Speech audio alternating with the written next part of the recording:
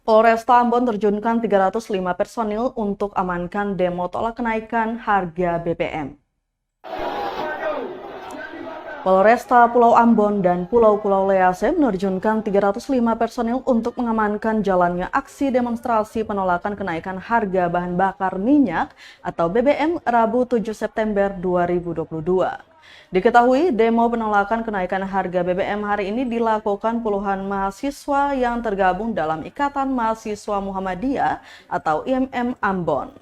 Demikian disampaikan Kabak Ops Polresta Pulau Ambon Kompol Syarifuddin saat dikonfirmasi tribunambon.com di lokasi aksi DPRD Maluku, Rabu 7 September 2022. Ratusan personil ini sudah siap siaga dari jalur kumpul di depan Hotel Santika Premier Ambon hingga di gedung DPRD dan kantor Gubernur Maluku. Dia berharap massa dapat menyampaikan aspirasinya dengan tertib tanpa melakukan tindakan anarkis.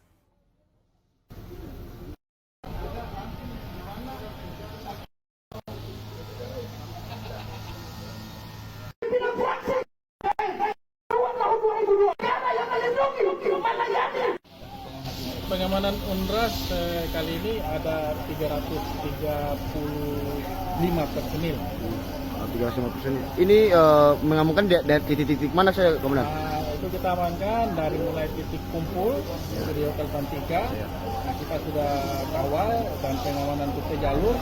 Kemudian di DPRD provinsi ada, DPRD kota juga kita sudah tempatkan, kantor juga sudah kita tempatkan, dan kantor wali kota juga sudah kita tempatkan. Tempatnya. Oke. Ini diharapkan untuk para pendemo ini seperti apa, Komandan, untuk aksinya ini? Kami sangat berharap bahwa interaksi peserta aksi itu dapat menyampaikan aspirasinya dengan baik, dengan tertib, dan tetap mematuhi aturan-aturan. Terima kasih, Pak Komandan.